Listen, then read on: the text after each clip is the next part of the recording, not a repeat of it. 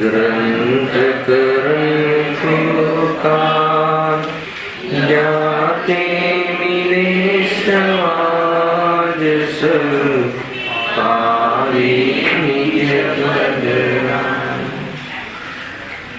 जे निज बाल सदा सुख निज नो करो प्रकाश विधि भव दुख तणी करे छे सताना।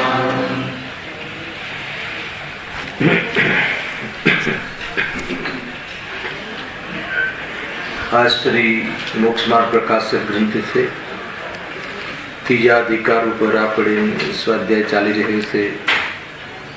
ગઈકાલે આપણે હેડિંગ ઉપર વિશેષ ચર્ચા કરી હતી।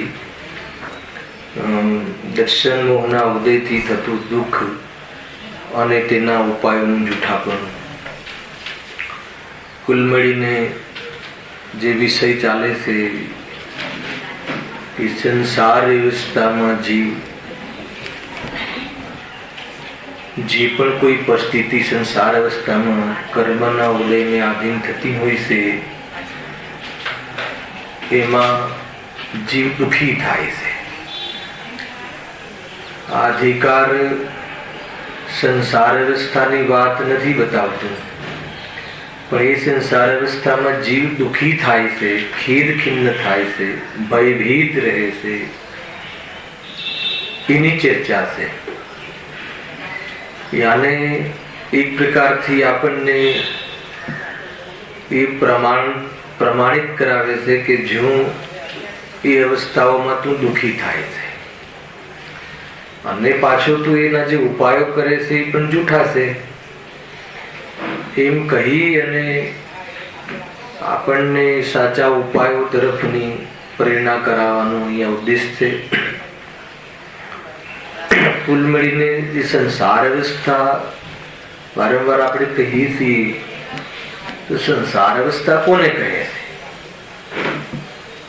થોડીક એની ચર્ચા આપણે કરીએ તો પાપ પુણ્યના ફળની જ્યાં ઘટનાઓ બનતી હોય છે એવા પ્રસંગો જેના જીવનમાં ઉભા રહેતા હોય છે એને પણ સંસાર કહે છે।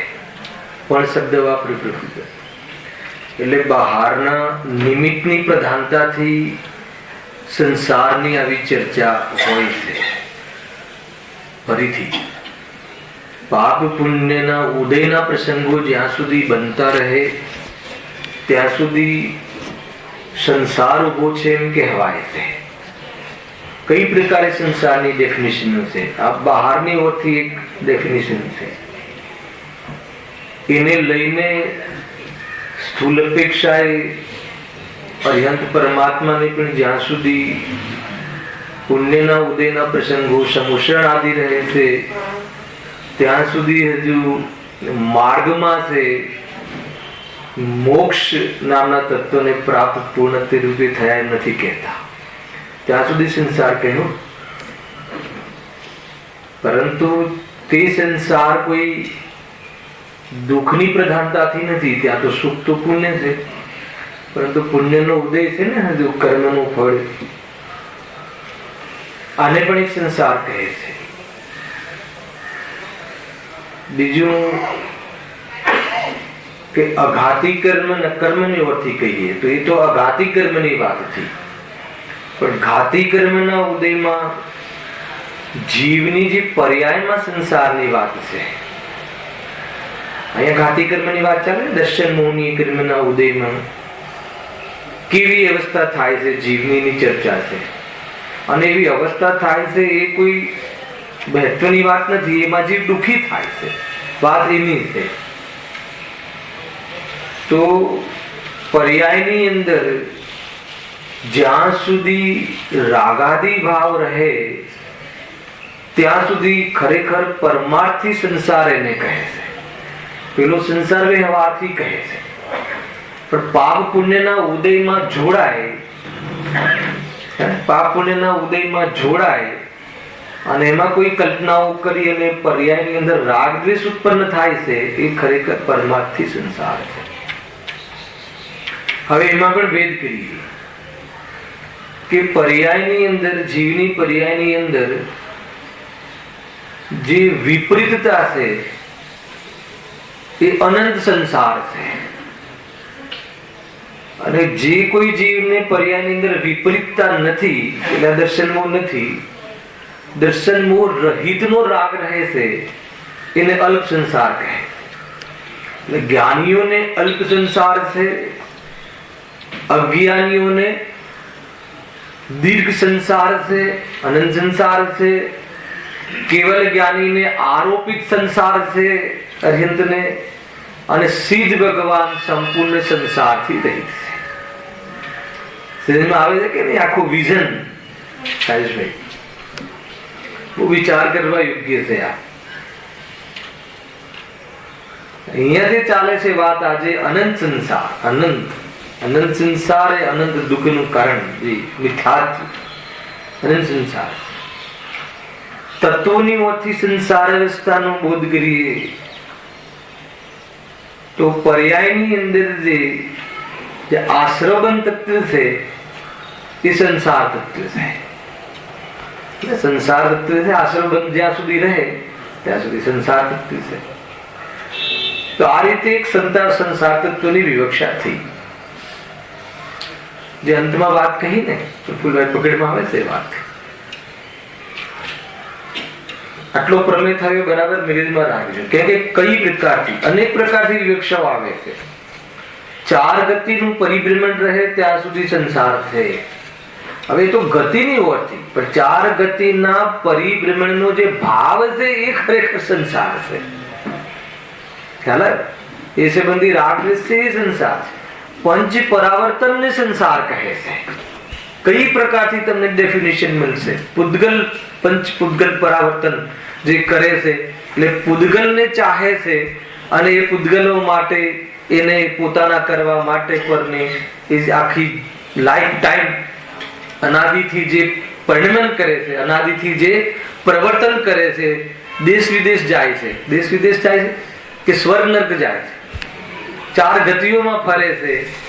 એ ફરવાને સંસાર કહે છે. અનેક પ્રકારથી સંસારની ચર્ચાઓ અહીંયા આવી છે. જે મૂળ વાત કહી ને કે જે ખરેખર પર્યાયની અંદર જે વિપરીતતા છે, વિપરીતતા એટલે શ્રદ્ધાની ભૂલ છે. પદાર્થના સ્વરૂપની ખબર નથી, જીવ ચેતનાથી અંજાન છે, પોતાના સ્વરૂપથી અંજાન છે કે નહીં? निखिल जड़ता तो दिखती प्राण, चेतना अपने से अनजान, अरे पाकर खोया भगवान. ठीक है न देखा कबीर संत. પાકર ખોયા એટલે શું? હોવા છતાં જોતો નથી. એ અનંત સંસાર, દીર્ઘ સંસાર, અનંત સંસાર મિથ્યાત્વ જેને ચાલી ગયું છે, છતાં સંસ્કાર વશ જે રાગ દ્વેષ આવે છે જ્ઞાનીઓને, એ અલ્પ સંસાર. ફરીથી કહું છું આટલું વિઝન.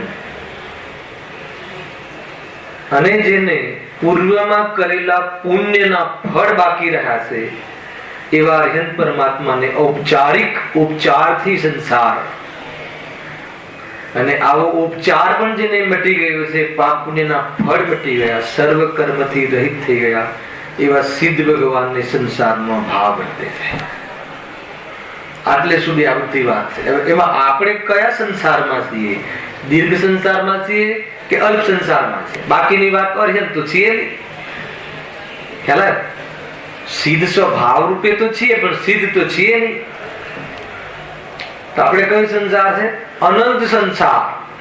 એ અનંત સંસારની ચર્ચા, અનંત સંસાર એટલે અનંત દુઃખી, ખ્યાલ આવે કે એની અહીંયા ચર્ચા ચાલે છે. એ આપણે અહીંયા 52 નંબરના પેજ પરથી ત્યારે ગઈકાલે પણ આપણે એનું હેડિંગની વિશેષ ચર્ચા કરી હતી. આજે એનો વિસ્તાર આપણે વિશ્લેષણ કરીએ છીએ. ખરેખર આજે જે આવ્યું ને વિષ કુંભ, એ સંસાર કોને વિષ કુંભ કહ્યું? હે ને, જે વ્યવહાર ઉત્તમ અર્થનું જે વ્યવહાર જે છે વ્યવહાર, હવે તમે એને કોને તમે અહીંયા વિષ કુંભ કહેશો?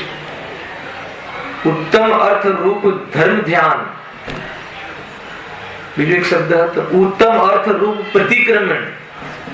વ્યવહાર ઉત્તમ અર્થ પ્રતિક્રમણ, વ્યવહાર ઉત્તમ અર્થ ધર્મ ધ્યાન, એ વિષકુંભ છે. જો એ ચોપડીમાં લીધી છે કે તમને ખ્યાલ આવે વિષકુંભ કોને કહ્યો? જ્યારે વ્યવહાર હે ને, વ્યવહારના પક્ષને વિષકુંભ કહ્યો, વ્યવહાર પ્રતિક્રમણના પક્ષને વિષકુંભ કહ્યો, તો અપ્રતિક્રમણને તો શું કહેવાય? એવું આગળ આવશે. એના પછી 8 બોલ છે ને વિષકુંભમાં. પ્રતિક્રમણ ને પરિસમન, શું લખ્યું? પરિસરણ. બહુ જોરદાર છે, કાલે આવશે તમારે. આનો અર્થ ખ્યાલ આવે કે નહીં મને એ બતાવો. શબ્દ બહુ ઊંચા. હું તમને એક સામાન્ય વિઝન બતાવું છું. મેં શું કહેવું છું ગુરુદેવને કે દેહ તે હું નથી એમ પ્રતીતિરૂપ પરિણમન કરવું, એ તો અમૃત કુંભ રૂપ પ્રતિક્રમણ છે. થોડુંક લઈએ ને, આના લગતું જ છે. જીતુભાઈ નથી, ખ્યાલ આવે કે નહીં? શું કહ્યું?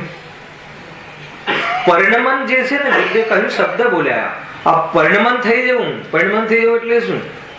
એટલે વિકલ્પ માત્ર નહીં, વાતો માત્ર નહીં, એ રીતે અનુભવ થઈ જવું. દેહ તે હું નથી એવો અનુભવ થઈ જાય તો નિર્વિકલ્પ થઈ જાય કે ના થઈ જાય?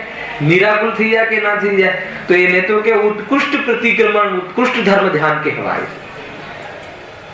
પરંતુ હવે સાંભળી લો, પણ દેહ તે હું નથી એના વિકલ્પને, એના વિચારને, એની ચર્ચાને વિસ્કુપ નથી કરી. એની ચર્ચાના પક્ષને એમાં સંતુષ્ટ થઈ ગયો. મને ઘણી ખબર પડી ગઈ, એને માત્ર યાદ રહી ગયું, એને એમ સમજી લીધું, માત્ર બુદ્ધિમાં ખબર પડી, એને એમ સમજી લીધું અને એમાં સંતુષ્ટ થઈ ગયું, તો એને મહાવિસ્કુંભ કહે. આવે કે નહીં? પકડવા આવે. અને ગજબની વાત છે કે જ્યારે પ્રતીતિ થશે જીવને, એના પૂર્વમાં આ ચર્ચા હશે, અને એના પછી બી જ્યાં સુધી પ્રતીતિ થઈ ગયા પછી બી આત્મસન્મુખ થવા અર્થે અગર ચર્ચા કરશે તો આજ કરશે, બીજી કઈ ચર્ચા કરશે? જેને આત્માનુભૂતિ નથી થઈ એ પણ એના પૂર્વમાં દેહ જુદો, આત્મા જુદો એવી ચર્ચા જ કરશે. બીજી કેવી ચર્ચા કરશે? અને દેહ જુદો ને આત્મા જુદો એવી ચર્ચા કર્યા પછી પણ એવી અનુભૂતિમાં ઘણો પુરુષાર્થ લાગે છે, અથવા ઘણો વિલંબ થાય છે, અથવા જીવ એવા પુરુષાર્થને પ્રાપ્ત થવા માટે પુરુષાર્થ નથી થઈ શકતો. તો દેહ અને આત્મા એક છે, હું કાળો ગોરો, હું સુંદર, એવી ચર્ચાઓથી આત્મા અને શરીર એક છે એવી અભેદ, એવી ખોટા અભેદની ચર્ચાઓથી ભેદ જ્ઞાન થઈ જશે. એ વાતમાં તો શું દમ છે? ખ્યાલ આવે કે શું કહ્યું મેં? 24 કલાક એક જ ચર્ચા. હું પતલો થઈ ગયો, હું કાળો થઈ ગયો, હું જરા આમ થઈ ગયો, થોડું હમણાં પગ દુખે છે, થોડી કમર વાંકી વળી ગઈ છે, આમ તો બરાબર હતું, એના માટે કોઈ વ્યવસ્થા હોય તો કરાવો. આખો દિવસ એ દેહના સંસ્કાર, દેહને આત્મા માનીને જીવન વિતાવતું હોય એને ભેદ જ્ઞાન કરી અને પ્રતિક્રમણ, વ્યવહાર પ્રતિક્રમણમાં પણ કેવી રીતે આવશે? વ્યવહાર પ્રતિક્રમણ એટલે જે પાછા ફરવું છે જે પાપોથી, અને જ્યાં રમવું છે એના ભેદનો વિચાર કરવો, એ વ્યવહાર પ્રતિક્રમણ. પણ એ વ્યવહાર પ્રતિક્રમણમાં પણ સંતુષ્ટ થઈ જવું, અને મેં 1 કલાક પ્રતિક્રમણ કરી આવ્યો, ચલો હવે દેહ માટે બધું કરીએ, તો કહે છે કે એ તો વિસ્કુંભ થાય. શરીર આવ્યો કે નહીં, સંતુષ્ટ થઈ ગયો ને. આખો દિવસ 23 કલાક દેહની સેવા કરે, 1 કલાક જઈને દેહની વિરુદ્ધમાં બોલી આવે ભગવાનની સામે, અને પાછું કન્ફેશન બી કરે, હે ને, પ્રભુ હું બહુ ભૂલ્યો, બહુ આથડ્યો, એમ થોડું ઢોંગ કરી આવે, અને વળી પાછું આવીને જેમ હતું એમ કહે. તો કહે છે કે એમ દાડા બરાબર છે કે નહીં? બહુ જોરદાર છે નિયંસારની ગાથાઓ. મને તો 3-4 લીટી સાંભળવાનો જે યોગ મળે છે એનાથી એટલું આનંદ થઈ જાય છે કે શું વાત કહે છે ગુરુદેવ. સમજમાં આવે છે કે નહીં? અહીંયા એમ નથી કર્યું વાતો કરવાની, ક્રિટિસાઇઝ નથી કરી, એમાં સંતુષ્ટ થઈ જવું. એમાં બસ બહુ આપણને ખબર બધી પડે છે તો કે એ રોંગ છે, એ સિસ્ટમ નથી. તો વિસ્કુંભ છે, અરે તે તો તારી પ્રગતિ અટકી ગઈ, એને આગળ ભેદ વિજ્ઞાન કરીને આત્માની અનુભૂતિનો અવસર ખોઈ નાખ્યો, એટલો મોટો મતલબ કે અપરાધ કરી નાખ્યો, ત્યાં સંતુષ્ટ થઈ ગયો. તો એમાં એમ કેમ ખ્યાલ આવે છે કે એ રીતે છે. આમાં સદા પ્રીતિવંત બનને, આમાં સદા સંતુષ્ટ તું સ્વરૂપમાં. એના ભેદ વિજ્ઞાન પરિણતિ, સંતુષ્ટ એટલે એ વસ્તુની પ્રતીતિ થઈ જાય તો જ જીવને વિકલ્પ રહિત થવાય. સંતુષ્ટ એટલે વિકલ્પ રહિત, એવી પ્રતીતિ, એવું પરિણમન, એવી અનુભૂતિ. એના પૂર્વમાં વિચારો હોય છે, પણ એ વિચારોમાં કંઈક માની લેવું. અરે એ પ્રતીતિ થઈ ગયા પછી બી જયારે ઉપયોગ એક સરખો આત્મામાં નથી વર્તતો, ત્યારે ઉપયોગ જયારે બહારમાંથી આત્મસન્મુખ કરવા અર્થે, ત્યારે ધર્માત્માઓ પણ, આચાર્ય અમૃતચંદ્ર દેવ પણ છે કે નહીં, મલિન હુઈ હે પરિણતિ મોહોદય છે. હવે એમને કયો મોહોદય છે? એમને કયો સંસાર છે? અમૃતચંદ્ર આચાર્ય દેવને લખ્યું, 3જો શ્લોક વાંચો. આત્મખ્યાતિ ટીકા શું કામ લખું છું? મારી પરિણતિ મલિન થઈ છે મોહ ઉદયથી. આચાર્ય અમૃતચંદ્ર દેવ લખે છે મોહના ઉદયથી. તેમાં કયો મોહ લેવો? ચારિત્ર મોહ, દર્શન મોહ નહીં. કયો સંસાર લેવો? હમણાં સંસારનું સમજાવ્યું, એમાં અલ્પ સંસાર, અનંત સંસાર નહીં. પણ એ અલ્પ સંસારનો પણ ખેદ છે, એટલે હું પાછો ત્યાં હે ને ઈર્યા સમિતિથી ચાલવામાં, દેહ ભક્તિ આદિમાં વળી પાછો મારો ઉપયોગ ચાલ્યો જાય છે. તો ત્યાંથી હું ફરીથી એ આત્મખ્યાતિ ટીકા લખીને અથવા એના માધ્યમથી આત્માનું સ્વરૂપ ફરીથી, આત્માનું સ્વરૂપની તો પ્રતીતિ છે, એમને ખબર નથી, પણ એ તો એક પ્રકારથી પરિણતિ રૂપ ભેદ જ્ઞાન ચાલે છે એમને, પરંતુ ઉપયોગ રૂપ ભેદ જ્ઞાન નથી ચાલતું. જયારે ભોજનમાં આવે છે, ત્યારે આહાર 15 પ્રમાદ કહ્યા મુનિરાજોને. પણ જયારે અહીંયા કોઈ કાકરી ખૂંચતી હોય ને, તો કાકરી સંબંધી ઉપયોગ તો જાય છે ને, તો ઉપયોગ અન્ય જગ્યાએ ગયો ને, તો એ વખતે એ કહે છે કે સ્વરૂપમાં ન રહ્યા ને તો કઈ પ્રમાદ થઈ ગયો. ગજબ છે. હવે આપણે તો કાકરીમાં જાય છે કે બધે જાય છે? હવે કેવો પ્રમાદ! જોરદાર છે, બહુ મોટી વાતો છે ત્રિપુલભાઈ. ધર્મ સાંભળવાના ને ધર્માયતનોના અને ધર્મ ક્રિયાઓમાં ઉત્સાહ ન આવવો એ લૌકિક જનોનો પ્રમાદ છે. ખ્યાલ આવે કે નહીં? 5 ઇન્દ્રિયના વિષયો ભોગોમાં ઉત્સાહ આવવો અને ભોગોથી છૂટવાના, અનંત સંસારથી છૂટવાની વાતોમાં ઉત્સાહ ન આવવો એ તો પ્રમાદ છે, એ લૌકિક જનોનું પ્રમાદ છે. આત્માની પ્રતીતિ થવા છતાં પણ એટલો રાગ રહી જાય શ્રોતાજનો પર અથવા દેવશાસ્ત્ર ગુરુનો, અને સ્વરૂપમાંથી બહાર આવીને ભક્તિ અર્થાત તો શ્રોતાજનોના હાથે પ્રવચન કરવાનો ભાવ આવી જાય, તે મુનિરાજોનો પ્રમાદ છે. શરીરમાં આવે છે કે નહીં? પ્રમાદ છે, આળસ છે, રાગ છે, કસાયની તીવ્રતા છે. કસાયની તીવ્રતા કહી ત્યાં મુનિરાજોમાં સંજલન કસાયની તીવ્રતા આવી તો ભોજનનો ભાવ આવ્યો. કસાયની સંજલન કસાયની પ્રપોર્શનેટ મંદાર રહી તો શુદ્ધિ જોવાનો અથવા શુદ્ધિથી ભોજન કરવાનો ભાવ રહ્યો, અને કસાયનો અનુદય રહ્યો તો શુદ્ધો ઉપયોગ થઈને આત્માની આરાધનામાં મુનિરાજ ગયા. ખ્યાલ આવ્યો કે નહીં? અબુદ્ધિપૂર્વકનો રાગ રહ્યો ઉદયમાં. મુનિરાજ જયારે શુદ્ધ ઉપયોગમાં હોય ત્યારે રાગમાં નથી હોતા, ઉપયોગ રાગમાં નથી હોતા. ઘણા બધા વિઝન છે, ઘણા બધા દૃષ્ટિકોણ છે. મહાપુરુષોની વાતો સાંભળીને પણ આપણે ક્યાં ઉભા છીએ એનો નિર્ણય કરવો જોઈએ. મહાપુરુષોની વાહવા કરવા માટે નથી, એમનું જીવન જોઈ અને આપણે ક્યાં ઉભા છીએ અને આપણે ત્યાં પહોંચવા માટે શું કરવું જોઈએ કે જે એમને કર્યું છે. ખ્યાલ આ પ્રકાર આ એ વિસ્કુંભની વાતો કેટલી જોરદાર કહી આજે તો. એટલે કે દેહથી આત્મા વિંદે છે એની વાતો કરવી વિસ્કુંભ નથી. એ વાતોમાં વાતોનો આનંદ લેવો અને સ્વરૂપ આવો છે એનો આનંદ લેવો, એમાં અંતર છે કે નહીં? તો એ કર્યું ત્યાં. હવે કોઈને આત્માનુભૂતિ થઈ ગઈ પછી આચાર્યદેવ કહે છે કે છતાં તું ભેદ વિજ્ઞાનના વિકલ્પોમાં આવે છે, એને એ જ્ઞાની ધર્માત્મા એ બંધનું કારણ હોવાથી એને વિસ્કુંભ માનતા સ્વરૂપમાં પ્રવેશ કરે. મને એ બતાવો કે જ્યારે જ્ઞાની ધર્માત્મા હોય કે કોઈ મુનિરાજ હોય, એ મુનિરાજ જ્યારે સ્વરૂપની બહાર આવતા હશે અથવા ઉપયોગ જ્યારે સ્વરૂપમાં લીન નહીં રહેતું હોય ત્યારે ભેદ વિજ્ઞાન સંબંધી જે વિકલ્પો કરતા હશે પછી અંદર જવાની પ્રક્રિયા કેવી રીતે થતી હશે? કયા બિંદુથી કયા વળાંક આવતો હશે? કયા પોઈન્ટથી એ ઉપયોગમાં સ્વરૂપમાં ઘૂસી જતા હશે? બતાવો, પકડજો આ વાત. સમીરભાઈ પકડીમાં આવે તમે કહો કે ભાઈ આ દેહ જુદો આત્મા જુદો, અનિત્ય ભાવના, અશરણ ભાવના, 12 ભાવના મુનિરાજની મુખ્યતાથી કરી છટાળાવાથી છે કે નહીં? મુનિરાજ 12 ભાવના ભાવે છે ને. હવે એમને દુકાન નહીં, મકાન નહીં, કાંઈ નહીં, અને વળી પાછું અનિત્ય ભાવના, અનિત્ય ભાવના, અશરણ ભાવના. હવે એના પત્નીના અશરણમાં છે કે એના પુત્રના શરણમાં છે કે એના કુટુંબના શરણમાં છે. હવે એમને અશરણ ભાવના એ તો આપણે ભાવવી જોઈએ. તો કે 12 ભાવનાઓનું ઉત્કૃષ્ટ જે ભાવનાનું જે ચિંતન છે એ વૈરાગ્ય ભાવના મુનિરાજોની વર્તી. તો હવે એમને એ જે આ પદ મળ્યું છે ને મુનિ પદ, એ પણ અનિત્ય છે. સાંભળ્યું છે? અરિહંત પદ છે ને એ પણ અનિત્ય છે. અને સિદ્ધ પદ ધ્રુવ અનુપમ અચલ અનુપમ ગતિ, તો એ તો સદાકાલ છે ને. તો કે જયારે દૃષ્ટિનો વિષય આવે હે ને ત્યારે એ પણ અનિત્ય છે. ખ્યાલ કે નહીં? સિદ્ધની પર્યાય દૃષ્ટિના વિષયમાં આવે કે ના આવે? ના આવે ને.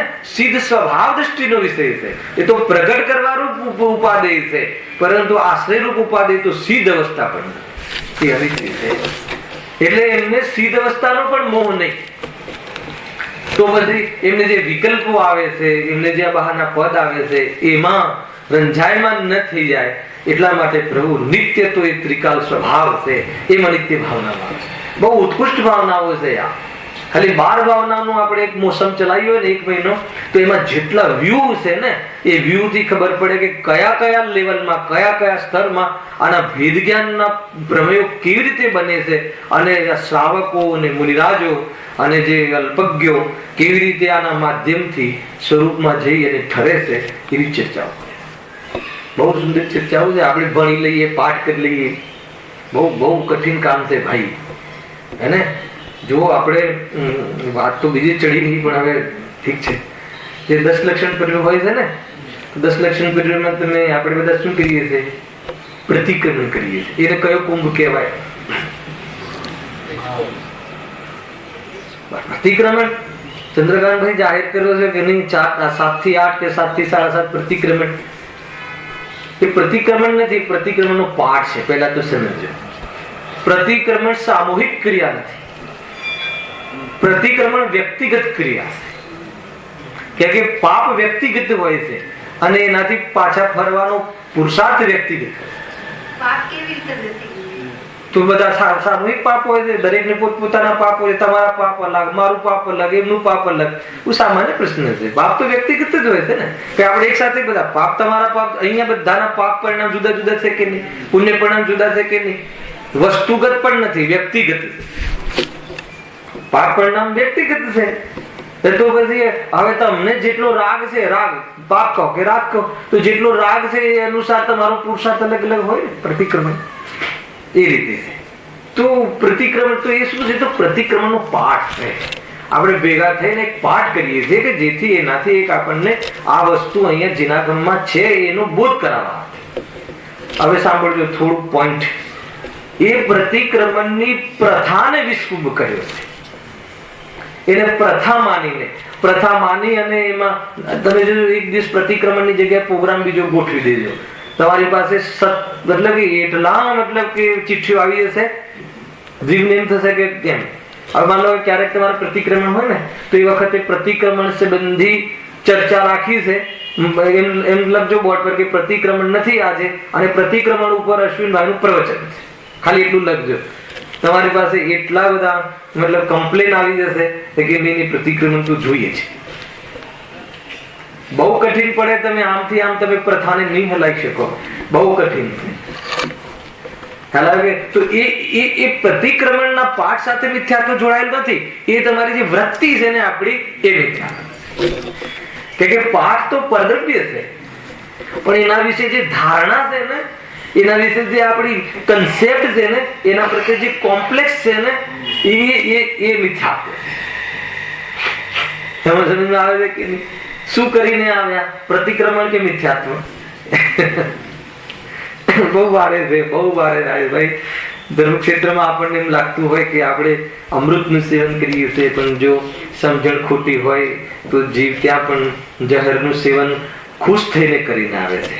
એને દુકાનમાં તો એકવાર એને એમ થાય કે અરે આ તો હું પાપ કરું છું, દુઃખી છું, પણ મંદિરમાં એને એવું ક્યારે નથી લાગતું કે હું પાપ કરું છું, મિથ્યાત્વનું સેવન કરું છું. હેલા કે હું પરથી ભૂલું પડી જાય. બહુ કઠિન છે. તમે ફેરવ્યું ભાવ મતલબ જી બંધાઈ જાય છે કે એક પર્યાયથી પંચમેરીની પૂજા એના સ્થાનેથી હટાવીને જોજો. અમને જે સંચાલન કરતા હોઈએ ને આપણે જેવી જ્યાં બી, તો એમાં બધા અનુભવો થાય છે. આજે અમારે 5 ઉપવાસ હતા ને પંચમેરુની પૂજા ના કરીને અમારો તો ધર્મ રહી જાય.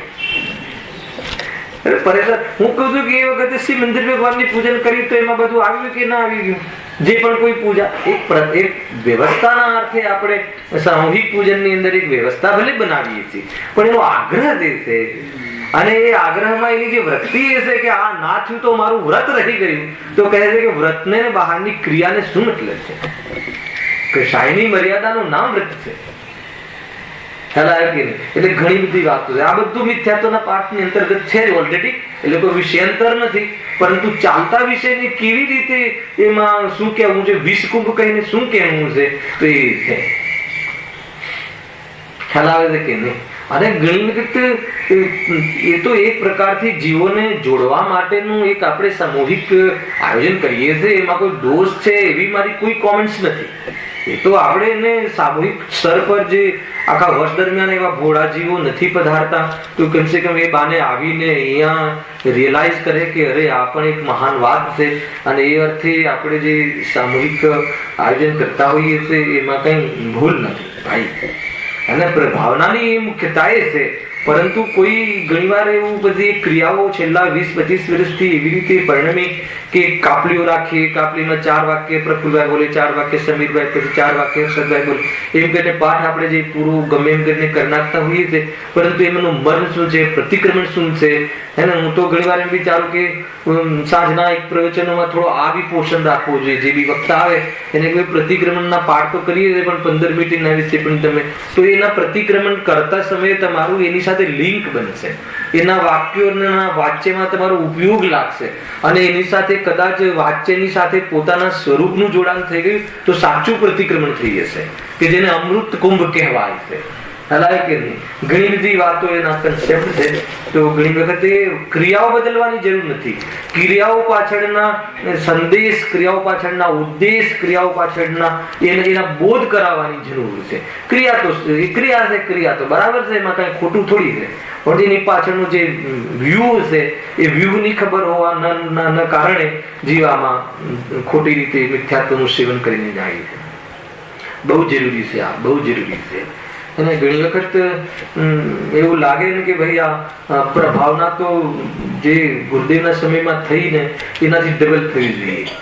અને જેમ કે અત્યારે ચંદ્રકાંત ઉપર બાળકો છે ને, હમણાં હું દર્શન કરવા ગયો છું, પાઠશાળા ચાલે છે, તો ખરેખર અમે આપણે જે કાર્ય સમિતિ ને કારોબારી જે છે ને એને એ લોકોને પ્રોત્સાહિત કરવામાં અથવા આપણી એ લોકોને સપોર્ટ બહુ કરવો જોઈએ.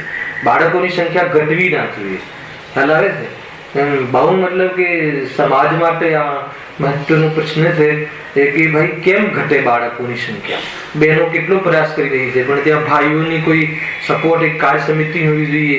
બાળકોની મતલબ ટીચરો તો ખાલી ભણાવે, બાકીની વ્યવસ્થા જે બી કાર્ય સમિતિ કરે. અને એના પછી કોઈ લોકો આવતા નથી, બાળકો ન આવ્યા તો મા બાપનો સાથે કોન્ટેક્ટ કરે કે શું પ્રોબ્લેમ છે, ગમે એમ કરીને બાળક આમાં જોડાય હે ને. તો એવી જાતિનું પણ એક પ્રવૃત્તિ હોવી જોઈએ. ડે બાય ડે બાળકો 100 ના 50, 50 ના 25, 10 થઈ જશે. અને ખરેખર જે સંસારમાં સમાજની અંદર જે ધાર્મિક સંસ્કાર વગરની સંપદા પણ વાસ્તવમાં એક પ્રકારથી શું કહેવાય, શાનું કારણ છે? પતનનું કારણ છે. સંસ્કાર વગર જો તમે એને ગાડીની ચાવી કે કોઈ ઓર્ડર કે કોઈ અધિકાર કે કોઈ સંપત્તિ આપી દીધી તો એ એવી રીતે યુઝ કરશે કે જેનું પતન થઈ જશે. અને એના નિમિત્તે સમાજ પણ આખો ભયભીત રહેશે. આ ધ્યાન રાખવા જેવી વાત છે. એમ જ છે ને સમીરભાઈ? સંસ્કાર વગર તમે બાળકોને કઈ સમજણ વગર કોઈ પણ ચીજનું તમે એને અધિકાર આપી દો, શક્તિ આપી દો એને, કોઈ બી એને બહારમાં એને મતલબ કે તો એ શું કરશે? એનો મિસયુઝ કરશે. એટલા માટે બહુ જરૂરી છે. ખેર આ તો અહીંયા તો આપણે ત્યાં તો થાય જ છે વિકાસ, પણ એ વિકાસના અર્થે થોડુંક આપણે લોકો ધ્યાન આપવું બહુ જરૂરી છે. બાકાયદા કેમ કે એક પ્રકારથી જો સ્વરૂપમાં રહેવાતું હોય તો ક્યાંય જવાની જરૂર નથી. અને સ્વરૂપમાં ન રહેવાતું હોય ત્યારે ઘણી વખત સ્વરૂપમાં રહેવાના પ્રસંગો કેવી રીતે વધે એ રીતના ભાવ જો આત્માર્થીઓને ન આવે તો એનું આત્માર્થી લજ્જિત થાય. એની સાવક દશાની શોભા નથી. એવી રીતે અમે લોકો લાડમાં આવી રીતે પ્રેરિત થઈ અને બહુ ટીમવર્ક, એનું બળ, અને લાગે કે સભાઓ છે, 100 બાળકો આમ વ્હાઇટ એન્ડ ડ્રેસ કોડ પહેરીને આવીને ભગવાનની પૂજા કરે. અને પંચમ કાલમાં એકમાત્ર જ્યાં 5 ઇન્દ્રિયના ભોગોનો રસ અને બહારની જે ક્રાંતિ દ્વારા પાપોનો જ પ્રચાર થતો હોય ત્યાં એક પાપમાં સુખ બુદ્ધિ રાખવા જેવી નથી, પુણ્યમાં પણ જ્યાં આનંદ નથી, માત્ર આત્મામાં આનંદ છે.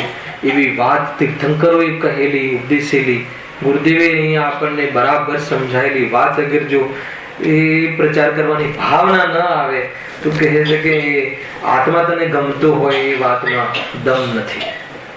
વાત આ બધી પણ બહુ સમજવા જેવી છે. ખેર મને તો થોડો દર્દ થાય છે એટલે કહી દેવાનો ભાવ આવે છે. પણ બહુ જરૂરી છે ભાઈ, બહુ જરૂરી છે. જો ક્યાંથી વાત આવી કે 20 કુંભની વાત છતાં એ ભાવ કયો છે? એ ભાવ ચંદ્રકાંતભાઈ, એ ભાવ પણ છે. શું જ્ઞાન છે ને શું ફંડા છે જૈન ધર્મના! અરે એ દ્રષ્ટિમાં રાખવાનું છે. હા ચલો 20 કુંભ છે તો હવે એ ત્યાં નહીં કરીએ તો શું કરશો? તો એને 20 કુંભનું પાપ કરશો.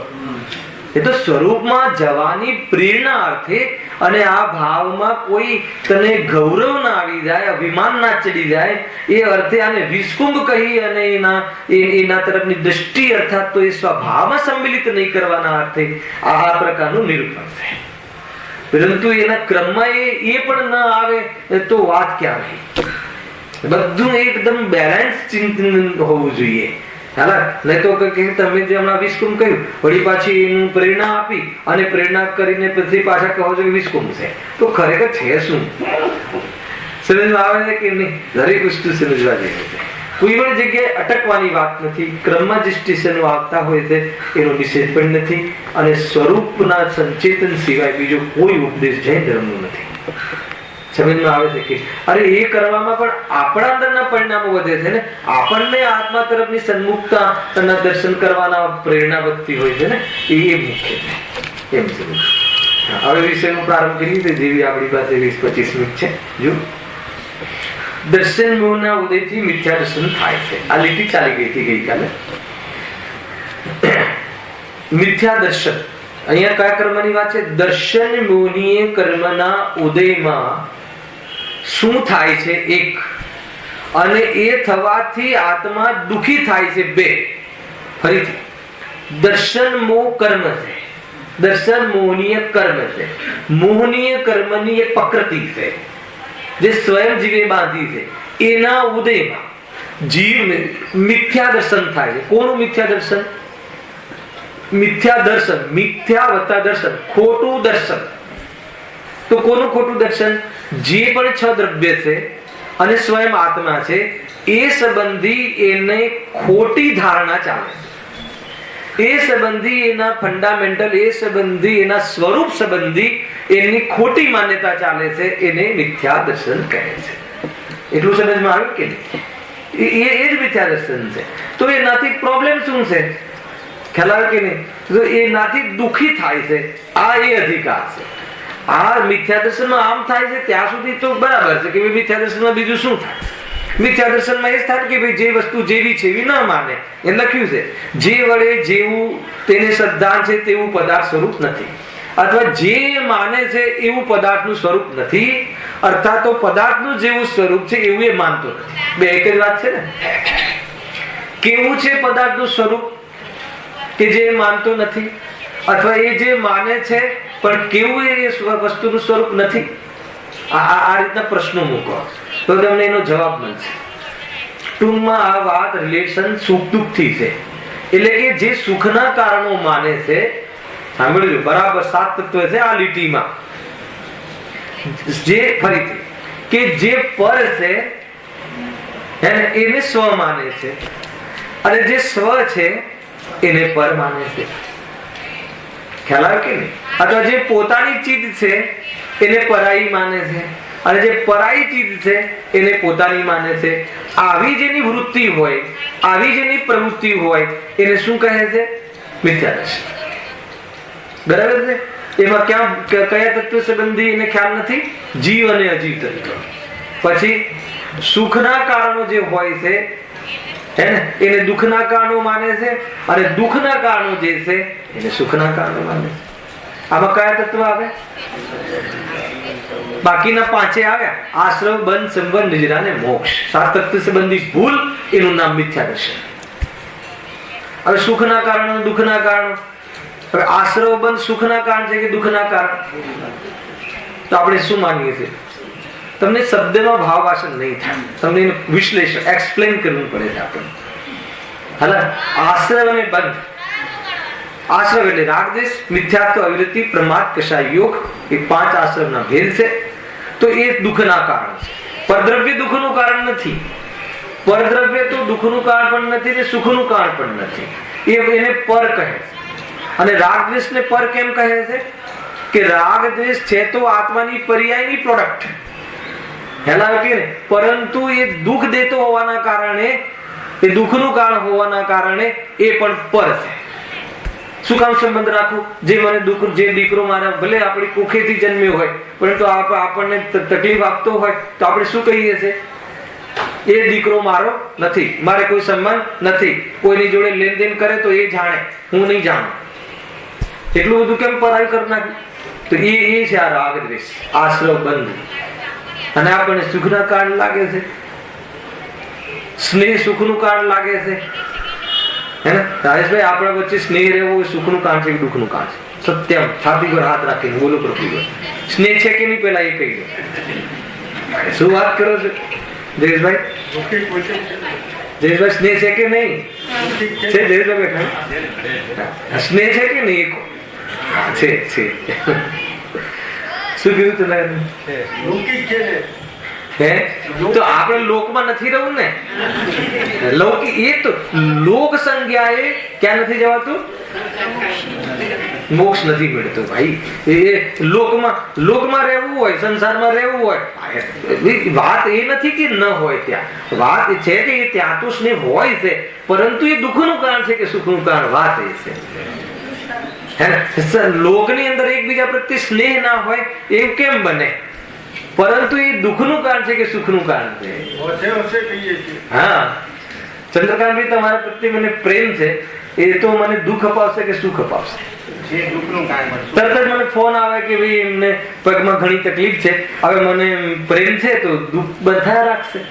હે ને, એમને આમ છે, બહુ તકલીફ પડતી હશે, આ છે તે છે, તો એ દુઃખનું કારણ. તો દુઃખનું કારણ બતાવવા માટે સ્નેહ નીકળી જવું જોઈએ. ગજબ છે. સર્વજ્ઞ ભગવાનને આપણા પર સ્નેહ છે કે નહીં? હોવો જોઈએ કે ના હોવો જોઈએ? રાગી તો કેસે હોવો જોઈએ?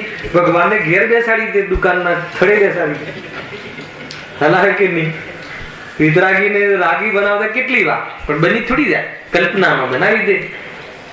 બહુ મોટો દોષ લાગે છે, અવર્ણવાદ છે. હલાવે કે નહીં? અરે એ તો રાગી થાય જ નહીં, પણ આપણે હે ને, આપણે આપણી કલ્પનામાં, આપણા નૈમિતિક ભાવમાં, હે પ્રભુ હે ને, મારા સંસારમાં ચારે કોરથી લીલા લહેર રહે એવું કઈક કરો. એનો અર્થ એ થઈ ગયો કે સર્વજ્ઞ ભગવાનની વિતરાગતા હે ને, તને દુઃખનું કારણ લાગ્યું અને તને બહારમાં જે લીલા લહેર રાગમાં છોકરો આજ્ઞાકિત રહે, દીકરા દીકરીને સારું મળે. સારું મળે એટલે શું? બહારમાં એની પંચેન્દ્રિયના ભોગની વ્યવસ્થામાં અનુકૂળતા રહે એવું જમાઈ મળે. તો આ સારી ભાવનાઓ છે. ખ્યાલ આવે કે નહીં? બહુ કઠિન કામ છે, બહુ કઠિન કામ છે ભાઈ. વિચાર કરવા જેવું. સુખની ડેફિનેશન આ છે ને, દીકરીને એવો જમાઈ મળે કે એને તત્વ ચર્ચામાં ન રોકે, એને સ્વાધ્યાય કરવામાં બાધા ન બને, એવું સગું મળે એ તો સમજમાં આવે છે ભાઈ. પરંતુ બહારમાં એને કપડા પોષણ, અરે એનાથી સુખ નથી ભાઈ. એમાં સામગ્રીમાં સુખ છે ને, એ તો કેટલી વાર ચાલી ગયેલી છે. આપણે કશાયમાં દુઃખ છે, કશાયના ભાવમાં સુખ છે. તો એ છે સંસાર ભાવના. એમ કહે છે જો સુખના કારણોને દુઃખના કારણ માને. ખ્યાલ કે નહીં? દુઃખ પેલા તો દુઃખના કારણે સુખના કારણ. બંધન, કમિટમેન્ટ. આપણે જે કમિટમેન્ટ કરીએ છીએ તો એ પરાધીનતા, એ બંધન આવ્યું કે ના આવ્યું? હું તમને કમિટમેન્ટ કરું કે હું હવે શનિ રવિની જગ્યાએ ગુરુ શુક્ર શનિ રવિ 4 દિવસ અહીંયા કમિટમેન્ટ કરતો નથી. ઉદાહરણ છે, 4 દિવસ માટે હું અહીંયા પ્રવચન કરવા આવીશ, એમ મેં મારા ઉપયોગને અહીંયા બાંધ્યો. તો એ આકુળતાનું કારણ છે કે નિરાકુળતાનું કારણ? બંધાયો ને, મેં કમિટ કર્યું ને, ઉપયોગને બાંધ્યો ને. મેં મારા ઉપયોગમાં એમ તમને કમિટ કર્યું કે હા હું કરી લઈશ, હું રોટલા કરી લઈશ, હું તમે ચિંતા નહીં કરતા, હું બરાબર ઘરની સંભાળ રાખી લઈશ. તો આ તમે સંભાળ રાખી શકે છે? પહેલા રાખી શકતો નથી તો બી એને કમિટ કર્યું ને, તો આખિરકાર થશે શું? ખ્યાલ આવ્યો કે નહીં? એની વાત. તો એ બંધન દુઃખનું કારણ છે. મૂળરાજ નથી બંધાતા. એમ કહેજો કે કોઈ મુનિરાજ આવ્યો હોય તો કે અમારા લાડની ને અમારા બોરીવલીની અંદર તમે કેટલા વાગે આવશો પ્રવચન કરવા? અગર જો પ્રવચનમાં બંધાય તો સમજી લેવું કે મુનિ દશા નથી. કોઈ નહીં, ચલતે ફિરતે ફકીર. મન આવે તો આવે, ઉપયોગમાં આવે તો કીધા વગર આવે. અને કીધા વગર શું સામે એમાં કોઈ પાત્ર જીવ લાગે તો કહે, શું કહે? નથી પ્રમત ને નથી અપ્રમત, તું એક જ્ઞાત ભાવ છે. હે ને? બંધાય નહીં. એટલો રાગ વિશેષ હોતો નથી એમને કે આ શ્રોતા આવે તો કહું, એમ નહીં. એટલે બંધાય નહીં. આવે શ્રોતાને કહેવાનો ભાવ આવે, પણ હું કહીશ એવી અંદરની મનોવૃત્તિમાં બંધાય નહીં કે કાલના પ્રવચનમાં પ્રફુલભાઈ આવશે ને હું એમને આ પ્રમેય બતાવીશ તો બંધન છે. હવે દેખાય નહીં, હવે જીતુભાઈ તો દેખાય નહીં, મારે એમને કેવું હતું ને જણાવવું હતું, ચાલુ થઈ જાય વેદના. બહુ એટલે કમિટમેન્ટ છે આ ખોટા. તો હું તો તમને બહુ ઉત્કૃષ્ટ ઉજ્જવલ પક્ષના કમિટમેન્ટ બતાવું છું. આપણે જે ફિલ્ડમાં કમિટમેન્ટ કરીએ છીએ ને એ તો ખ્યાલ આવે કે નહીં? હું છું ને એમ, કોઈ ચિંતા નહીં કર, તું તારે બેટા 2 દુકાન વધાર, હું છું ને તારી પાછળ. એ જે કમિટમેન્ટો, અને બીજા દિવસ સવારે તો જોવા ના મળે હે ને, 4 માણસના કંધે જતા હોય, કોણ? આત્મા નહીં, શરીર. અને કમિટમેન્ટ કરવા વાળો બીજે કમિટ કરવા ગયો. બહુ ડેન્જર વાતો છે ભાઈ. કાંઈ નથી જીવનમાં, કોઈ જગ્યાએ અટકવા જેવું નથી. એકમાત્ર તત્વ જ્ઞાન કરીને સ્વરૂપમાં સમાઈ જવા જેવું છે. એના માટે આ માનવ જન્મ મળ્યો છે. આ જન્મ જો ગયો તો પછી આ અવસરો નહીં મળે. બહુ વિચાર કરજો. એટલા પાપ કરે. ઘણું બધું આગળ તો વૈરાગ્ય વાળું આવવાની ચર્ચાઓ છે. એકવાર વિચાર કરવા જેવું છે. જો શું કહે છે, જે વડે જેવું તેને સદ્ધાન છે તેવું પદાર્થ સ્વરૂપ નથી, તથા જેવું પદાર્થ સ્વરૂપ છે તેવું એ માનતો નથી. તેથી તેને વ્યાકુળતા જ રહ્યા કરે છે. બસ પોઈન્ટ આ વ્યાકુળતા રહ્યા. અહીંયા એ અધિકાર ચાલે છે. માનો કે મિથ્યા દર્શનમાં થાય શું? કે જે સ્વરૂપ જેવું છે એવું માનતો નથી, બરાબર છે? અથવા તો બીજામાં પોતાની કલ્પના કરે છે કે દીકરો મારો છે, એવી જાતિની કલ્પના કરવી, અને એ મને મારું જોશે, મારો વેપાર જોશે, મારી સેવા કરશે, એવી માન્યતા ચલાવી, એ બધું મિથ્યાત્વ છે. આ મિથ્યાદર્શન. પ્રોબ્લેમ એ નથી. શું વાત કરી? પ્રોબ્લેમ આ નથી. અહીંયા આ અધિકારમાં એ વાતને મુખ્ય નથી કરવી કે એ તો આપણે કરીએ જ છીએ, પણ એ કરવાથી તું દુઃખી થઈશ. વાત એ નથી. અહીંયા જ્ઞાન એ કરાવવાનું છે કે એ તું કરે છે એ વાતને અમે સમજીએ છીએ, બધા એ જ કરે છે ને. આપણે બધા શું કરીએ છીએ? એ જ કરીએ છીએ. બીજા પદાર્થનું જેવું સ્વરૂપ નથી એટલે શું? જે પદાર્થ જેવો છે એવો માનવો એટલે શું? જળને જળ માનવું, ચેતનને ચેતન માનવું, એમ નહીં. એટલું જ નહીં. એ જુદો, હું જુદો. એ પર છે અને હું એ મારા નથી, હું એનું નથી. એ માનવું એ જેવું છે એવું માનવું થયું. એનું નામ સમ્યક શું છે? જળને જળ તો માનીએ છીએ, પણ એનાથી મને લાભ થાય છે એ ચૂકીએ છીએ. તો કહે કે તે એને પર કઈ રીતે માને?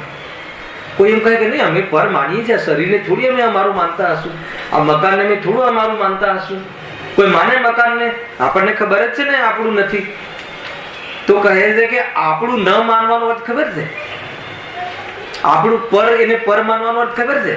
એનાથી મને કોઈ લાભ થતો નથી, મારા સુખનું પ્રયોજનની સિદ્ધિ એ પદાર્થથી થતી નથી, એમાં કોઈ પણ પ્રકારનું પ્રયોજન ન ભાસવું, એનું નામ એ પર.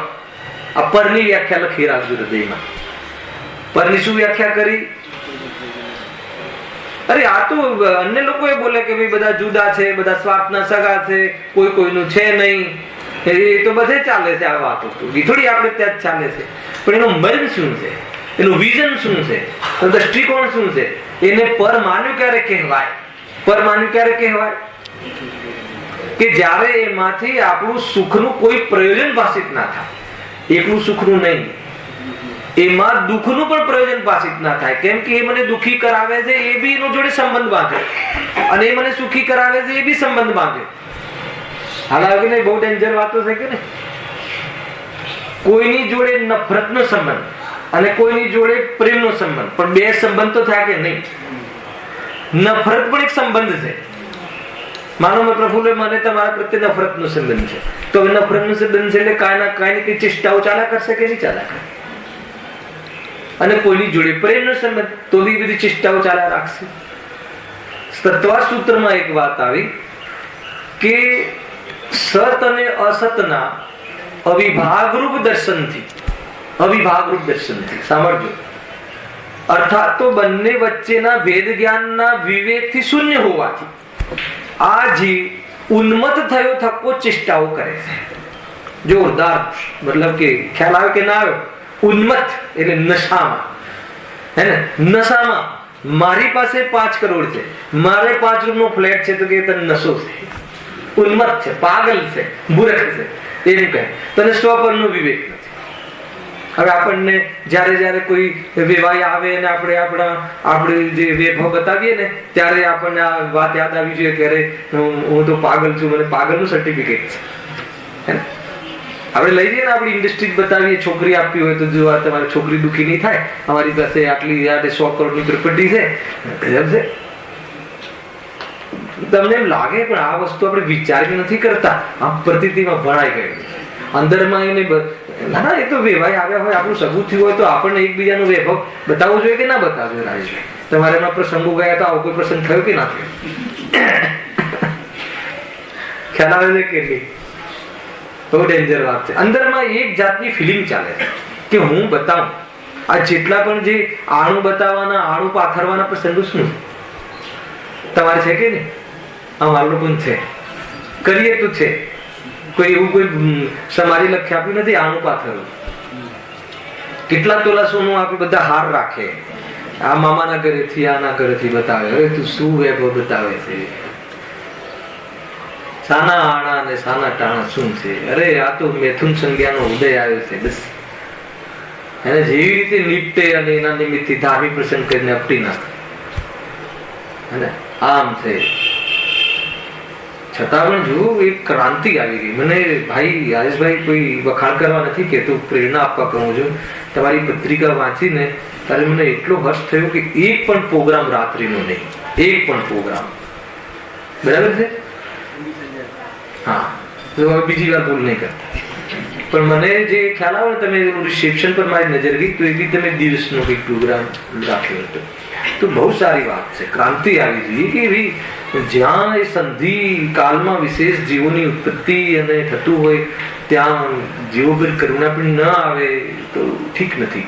ખેર, વાત એટલી છે કે અને કોઈ ભૂલ થઈ હોય તો શાસ્ત્ર સામે સ્વીકાર કરવો એમાં પણ વીરતા છે. ભાઈ, બહુ મોટી વાત છે, હે ને? એ રીતે પોતાના જીવને અંદરમાં ખેડવું જોઈએ, હે ને? હું તો પત્રિકા કોઈ આપે તો પેલા એ જ જોઉં કે આમંત્રણ આપણા માટે છે કે નહીં. રાત્રિમાં હોય તો એનો અર્થ એમ સમજી લેવો કે મારા માટે આમંત્રણ નથી, સાઈડમાં મૂકી દો. રાત્રિમાં જવું નહીં, રાત્રિમાં બોલાવવાનું. રાત્રિમાં 5 મિનિટના વિષયો બહુ એ તમને એનું ક્યારેક એવું ચેપ્ટર લેશું ને શું છે આ રાત્રિ સાથે સંબંધ. બહુ મોટા મોટા વિષયો છે આ ચંદ્રકાંત. એક આત્માની પાસે પહોંચવા માટે મતલબ કે હું ચૈતન્ય સ્વરૂપ છું, દેહ તે હું નથી, એના પહેલા કેટલી પાળીઓ ઓળંગવી પડે છે. એને માત્ર કથનમાં આવી જાય અને બુદ્ધિનો વિષય બની જાય તો આત્મકલ્યાણ થઈ જશે એમ નહીં માનતા, ભ્રમ થઈ જશે.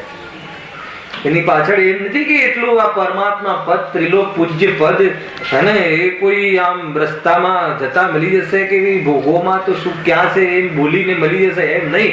ભાષિત થવું જોઈએ. અને એને ભાષિત થયું ત્યારે કહેવાય કે એના દૂર દૂરના એના રિલેટેડ પ્રસંગોની અંદર પણ એક ક્ષણ માત્ર પણ હર્ષ ન આવે ત્યારે અંદરમાં જઈને એની પાત્રતા ખીલે છે. સમ્યક દર્શન તો બહુ દૂરની વાત છે. હાલાવે કે નહીં? એવી પાત્રતામાં કદાચિત, ગેરંટી નથી આપતા ત્યાં 9મા અધિકારમાં, કદાચિત કાળલબ્ધિ પાકે, અર્થાત તો એના અનુકૂળ પુરુષાર્થ કરે તો દેવ દેખાઈ જાય, અને ન કરે તો એકાદ વાર સ્વર્ગમાં જઈ આવે, પણ આત્મકલ્યાણ ન થાય. એટલી જોરદાર વાત કરી. એટલે જેટલું આપણે સમજીએ છીએ એટલું શિથિલતા અને કોઈ બહારમાં કોઈ પુષ્ટિ થતી હોય અને આત્મા દેખાઈ જશે, આ ડરાવવાની વાત નથી, સાવધાન કરવાની વાત છે ભાઈ. ડરાવવાની વાત નથી. અર્થાત તો કોઈ જગ્યાએ સ્વચ્છંદ થઈને ભ્રમિત ન થઈ જવાય એનાથી બચવા માટેની વાત છે. સમજમાં આવે છે કે નહીં? બહુ કન્સેપ્ટ ક્લિયર છે. આ એકલી ચર્ચા, કોરી ચર્ચા, અંદરના પલળ્યા વગરની ચર્ચા, સ્વરૂપના અંદરમાં દર્શન કરવાની ટેક પ્રતિજ્ઞા લીધા વગરની ચર્ચા, ગરજ વગરની ચર્ચા કાર્યકારી નથી. હવે જો ખ્યાલ આવે છે કે નહીં? એ તો મતલબ કે સંસ્કાર વગરની ચર્ચા થઈ ગઈ. તો એ પણ ઝઘડા કરી નાખશે અને કહેશે કે જયારે એને અનુકૂળ આવશે ત્યારે કહેશે એક દ્રવ્ય બીજા દ્રવ્યનું કાંઈ કરતું નથી, અને પછી જયારે એને એક દ્રવ્ય બીજા દ્રવ્યની જરૂર પડશે ત્યારે વ્યવહારથી કીધું છે એમ પક્ષ લઈને કરશે. બે પક્ષમાં હાથ નાખવા પ્રયાસ કરશે, એનો પક્ષ લઈ લેશે. સ્વરૂપનો પક્ષ આવવો જોઈએ. નિશ્ચય વ્યવહાર નયાતિક્રાંત માટે છે. હાલ આવે કે નહીં? હા, બહુ આજે કથન કહું ને, બહુ ડેપ્થ કથન છે. જો તમને ખ્યાલ આવે તો જયારે કોઈની જગ્યાએ કોઈને રૂપિયા ના આપવા હોય તો શું કહે? એક દ્રવ્ય બીજા દ્રવ્યનું કરતું નથી, ઘેર જાઓ સદાકાળ. અને જયારે એના રૂપિયા કોઈની પાસે લેવાના હોય તો ભાઈ વ્યવહારમાં તો યુદ્ધ હોવું જોઈએ. વ્યવહારને જે કીધું છે એ છે ધર્મ. શું સમજવું, ક્યાંથી સમજવું, કેવી રીતે પ્રયોગ કરવો, ક્યાં પ્રયોગ કરવો, કોના માટે પ્રયોગ કરવો. ધનના લેવા માટે, ના લેવા માટે નયોનો પ્રયોગ નથી. બંને જગ્યાએથી નિશ્ચયના વિકલ્પથી ને વ્યવહારના વિકલ્પથી નિવૃત્ત થઈને નિર્વિકલ્પ થવા માટે છે. આ હલાવ્યો કે નહીં? આવડે ત્યાં લગાવીએ છીએ. ઘણી બધી વાતો છે. આ બધું મિથ્યાત્વના પક્ષમાં છે. આ બધું ડેપ્થ છે, અંદરમાં ચાલતું હોય છે. જીવને ખબર નથી પડતી, બસ વણાવી. આ તો અહીંયા બસ ગુરુદેવના પ્રતાપે વાત ખુલી ગઈ અને અંદરના ભાવ ખોલીને બતાવ્યા કે જો અહીંયા ઉભો છે તો ટુડરમલજીની તો શૈલી છે. એક એક શબ્દ લખેલા છે આમાં. હું જે તમને કહી રહ્યો છું, બહારની કોઈ વાત નથી. એક એક શબ્દ. જો તું આ કરે છે તું આ દ્રષ્ટિકોણથી તો નથી કરતો, આ વિધિથી તો તું નથી જાણતો, આ દ્રષ્ટિકોણથી તો તું નથી સોચતો, તો આ દ્રષ્ટિકોણથી ભલે તું ક્રમબદ્ધ પર્યાય સોચે પણ આ દ્રષ્ટિકોણથી સોચતો હોય તો કે મિથ્યાત્વ. ખ્યાલ આવે કે નહીં? કોઈ પર્યાયના ફલથી બચવા માટે તું અગર કોઈ ક્રમબદ્ધ પર્યાયને વચ્ચે લાવતો હોય તો કહે છે કે તું દુષ્ટ છે. અરે આત્મદૃષ્ટિ કરવાના અર્થે તું ક્રમબદ્ધ પર્યાયને લાવતો હોય તો ગુરુદેવ કહે છે તો તારે ક્રમબદ્ધ પર્યાય છે, બીજાને તો છે જ નહીં ક્રમબદ્ધ પર્યાય. આમ કહી દીધું. ક્રમબદ્ધ પર્યાય એવું છે, બીજાને છે નહીં એટલે એનો લાભ તને નહીં મળે એમ કહેવાનો. તને એ સુધી જ્ઞાન બરાબર નથી. એ રીતે આખો કન્સેપ્ટ આ રીતે છે ભાઈ. અહીંયા શું કહે છે કે અંતિમ વિઝન બતાવી દઉં છું વિષયમાં કે જે વડે જેવું તેને સિદ્ધાંત છે તેવું પદાર્થ સ્વરૂપ નથી, જેવું પદાર્થ સ્વરૂપ છે તેવું એ માનતો નથી. એટલે શું કે દીકરો અને પિતા અને પુત્ર બે એક નથી. આ દીકરો કોઈ દિવસ આપણો હોતું નથી, છતાં એ મારો છે એવી કલ્પના કરવી એમના મિથ્યાત્વ. તો એમાં પ્રોબ્લેમ શું છે આપણને? માન લો કે મિથ્યા દર્શનમાં તો બધા એવું માને જ છે, દીકરો મારો, ગાડી મારી, ઘર મારું, પત્ની મારી, શરીર મારું, બધું મારું એમ. જે મારું નથી એને મારું માનવું, એમના મિથ્યા દર્શન. પ્રોબ્લેમ કાંઈ નથી મિથ્યા દર્શનમાં એમ જ થાય. પરંતુ આ અધિકાર એનો ચાલે છે કે એનાથી તું દુઃખી થઈશ. આગળ લખ્યું છે ને, તેથી તેને વ્યાકુળતા. એનાથી કેમ વ્યાકુળતા કેવી રીતે થશે? આ દીકરાને હું મારો માનું એમાં હું કેવી રીતે દુઃખી થઈશ? મારા દીકરાને હું મારો માનું એમાં હું દુઃખી કેવી રીતે થઈશ? ખ્યાલ આવે કે નહીં? તો કહેશે કે તું તારો માને પરંતુ એ તારા અધીન રહેશે નહીં. તારા જે દીકરીનો જન્મ થવો, એ દીકરાનો જન્મ થવો એ તારા અધીન છે નહીં. દીકરાનું આટલા આયુષ્ય રહેવું એ તારા અધીન છે નહીં. તો દીકરાનું તારી પાસે તારી સેવા કરવી તારા અધીન છે નહીં. પણ તે શું કર્યું તું? મિથ્યા દર્શન. કે આ દીકરો મારો છે, હું એને યોગ્ય બનાવી દઉં કે મોટો થઈને મારો વેપાર ચલાવે અને વેપાર ચલાવીને પૈસા કમાય અને પછી મને મારું ગળપણ સુધારે. કેવી રીતે સુધારે? એ વખતે પણ મારી બધી ઈચ્છાઓની પૂર્તિ કરે. આવી જે તે કલ્પના કરી નામ મિથ્યા દર્શન. ગજબ છે. હવે વાંધો નથી, તે કર્યું એ તો બધા એમ જ કરતા હોય મિથ્યા દર્શનમાં. પણ કે તું બહુ ચિંતા આવે તને એ પ્રમાણે તારી આ શ્રદ્ધાને નિરંતર તને એ ઠેસ પહોંચાડવામાં નિમિત્ત બનશે. નિરંતર હે ને, મતલબ કે હાઈટેક નું આપણને આમને આ દીકરાઓને આપણે શાના માટે આપ્યું એને શિક્ષણ? પાપથી કમાઈ અને પેટે પાટા બાંધીને અનેક વસ્તુ સહન કરીને પોતાના શોખ ભૂલીને પોતાનું સુખ ભૂલીને દુનિયાની દ્રષ્ટિએ હે ને પછી સંભળાવે છે ને દીકરાને, તને ખબર છે મેં તારા માટે કેટલું છોડ્યું છે, કેટલો ત્યાગ આપ્યો છે? તો કે તે એના માટે ત્યાગ આપ્યો, પણ તે આત્મા માટે ત્યાગ કર્યો તો તું બાદશાહ થઈ જાય. પણ તે દીકરા માટે ત્યાગ કર્યો. શાનો ત્યાગ કર્યો? હે ને, મતલબ કે ટીવી પર સારી સિરિયલ આવતી હોય તો છોડી છે, આમ ગણાવે. અને એ વખતે તારો પાઠ લીધો છે, તારું ટેકઅપ લીધું છે, હે ને, બહારમાં લગ્ન હોય, સારા સારા વ્યવહારો હોય તો એને છોડ્યા છે, પ્રતિષ્ઠાઓ છોડી છે, શિબિરો છોડી છે, સાચા સુખના પ્રસંગો એ છોડ્યા છે. એને કહે અને આજે તને 18 વર્ષે તું હાઈ ટેકનોલોજી થઈ ગયો અને હવે તું કે હું ફોરેન જઉં છું અને કાયમી ત્યારે જઈશ, તમારી જરૂર પડશે ત્યારે બોલાવીશ. શું છે આ? આવે છે કે નહીં? જરૂર પડશે એટલે ખ્યાલ આવે કે નહીં? ત્યાં નોકર આદિ નહીં મળે એ દિવસે બોલાય છે. આંખમાં પાણી આવી જાય ભાઈ. આ સંસ્કાર એટલા માટે પાઠશાળા ચલાવે છે કે નહીં રાજ? અને પછી 21મા વર્ષે લગ્ન થાય. તમે જૂનવાણીના વિચારો વાળા છો, તમારામાં કોઈ બરાબર સંકેત, તમારામાં કોઈ હાઈલી થિંકિંગ એમ્બિશિયસ નથી, હે ને? એટલે અમે તો બીજે જુદે રવા જઈએ છીએ. હવે એને હર સમયે એને જે ધારણા કરી હતી ને કે હું એ યોગ્ય બનાવી દઈશ, મારી સેવા કરશે, મારી ગેરહાજરીમાં એની મમ્મીની સેવા કરશે, એની બરાબર. હવે તો એને એવો ભય ડર, હવે આ જયારે મારી હાજરીમાં નથી કરતો તો મારા ગયા પછી શું કરશે? નિરંતર નિરંતર નિરંતર વ્યગ્રતા. તો કહે છે કે ભાઈ એ દીકરાના કારણે નહીં, તે એનામાં જે કલ્પના કરી હતી, તે એનામાં જે ખોટા દર્શન કર્યા હતા, એ જે ખોટી માન્યતા માની હતી, એ આજે પણ બદલી નાખ. આજે ને આજે સુખી થઈ જાય. ખ્યાલ આવે કે નહીં? એ રીતે આ મિથ્યા દર્શનના ઉદયમાં જે ચિંતાને ગ્રસ્ત રહે છે. બાકી ચર્ચા સહેજાનંદી હરિનાસી